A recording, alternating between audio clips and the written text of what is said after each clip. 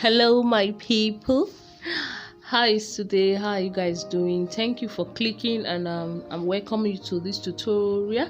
All right, today we'll be talking on how to make your fabric stronger so you can make a beautiful bow that is more defined, and you can actually be able to control it to your own taste.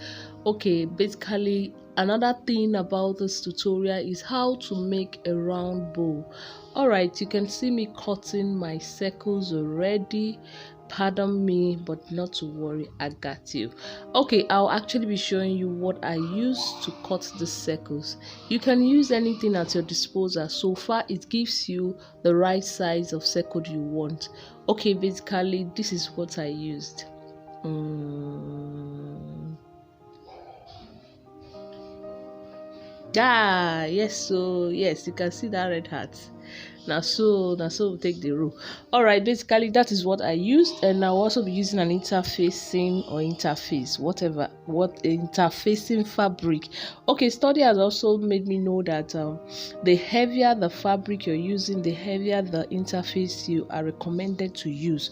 So basically this animal skin fabric I'm using is a lot thick, and it has a back of a light jeans material, so you guys can also see for yourself. So I actually took the straw hat to give my circle the shape, to give me the circle shape which you saw me cutting earlier on. And also I'll be replicating that on the interfacing. Most of us know it as gum stain, paper stain, abeg, the tailors in the house, you know what I'm talking about. But the right word is interfacing fabric. So basically I'll be doubling this interfacing fabric so it can enable me cut my circle, the two circles I want at once. So this is what I'm going to be doing, and afterwards we'll be showing you guys how to make your fabric stronger than the way you are than the way you met it before, so to give you that defined look, bow or whatever you want to use it for. So basically it depends on what you want to use it for. So just for the fact that you want your fabric to look stronger than it was before, this is an option I'm advising you guys to take. It's very okay, and I've actually seen for myself. All right, so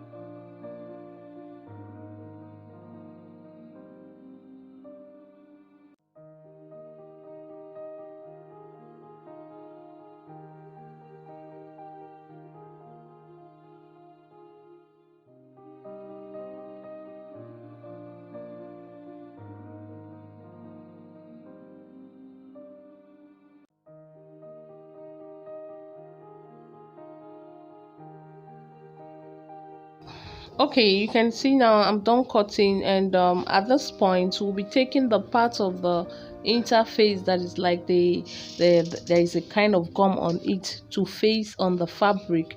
Then we'll be ironing on it. We'll be placing our pressing iron on it to iron, or yeah, to iron an exact seam so it can actually penetrate and be able to glue to the fabric. Hope you guys understand the grammar I'm speaking here, but basically that is what it entails. And after you're done with it, we'll have to head to the sewing machine.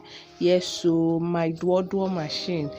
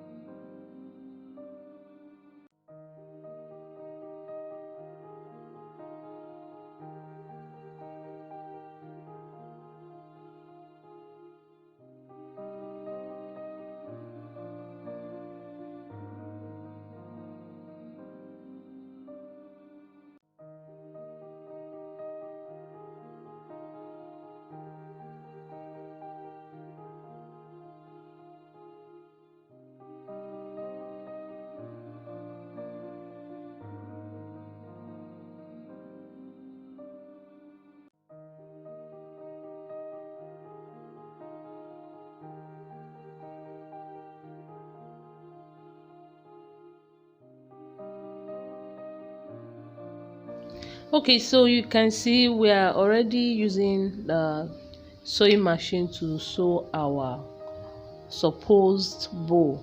So you're actually going to be sewing it round, and you have to leave some space so you can be able to turn it inside out. If not, I don't know, maybe it's the the white part of the fabric you use as your bow, but that's an option. You can also try it. It will also beautify your fascinator and hat, but all the same. Now we are done with the cut, with the sewing, so we have to trim the edges to reduce the circle at least, and also make sure that it's the hems are close to the part that you've sewn. So basically, when you're done with that, the next is just to give a sharp cut at the hems of this circle. This will enable the fabric rest when you turn it inside out. There will be no kind of I don't know if you understand. Basically, the circle shape of the fabric will be more pronounced due to this process, this procedure we're actually taking. So just put it into practice, you know what I'm trying to say, or you understand better. So basically, that is what it is. And after doing that part, the next is just to turn it inside out. Then we'll have to sew to close the open part of the circle so we can actually form our bow.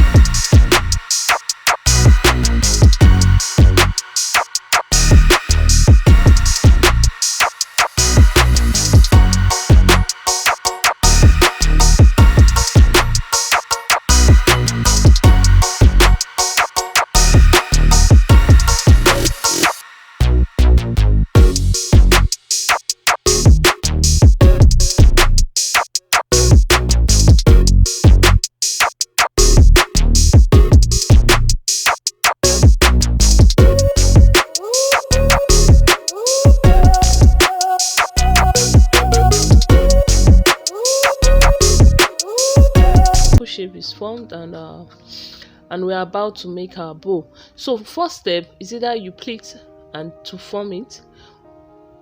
So you can see what I'm actually doing. I'm trying to make a pleat, and afterwards you hold it at the center, get a rope and tie. Your round bow is formed. So if aside from that, easier way, second method, you fold it into two. Then you now pick at the center and start folding each half. This also gives you an equal size for the bow. So whichever one that works for you, you can actually do. And I hope you guys find this video useful. So after this one, all we need to do is just get cut out some fabric, a rope from the fabric, or would I say a bias strip from the fabric. Then you just use it to tie up your bow, and basically your bow is formed. Now the definite part of the bow is yet to come, and I'm going to be showing you why I call it the definite part of the bow. Basically, when you do bows with fabrics, they just give you that puffy look, and that's all. But in this aspect, this bow will actually be able to give that defined look you actually want in a bow. However you want it, whether you want to bend it, straighten it, those things, those features comes up, or can be displayed in this particular method of bow I've actually put you guys through. If you know this before, good for you. If you don't know, lucky you. So basically, this is just the interesting part of the bow, and I really want you guys to understand, so you can see what I'm actually doing. And I hope you guys find this tutorial useful and interesting. So I would like you guys to subscribe if you haven't subscribed. If this is your first time, thank you for clicking, and please do not forget to subscribe. Also press the notification bell right beside it to get notified anytime we upload. I wish you guys good luck. Please remember to like, share, and subscribe. God bless you guys. See you in our next video. Love you.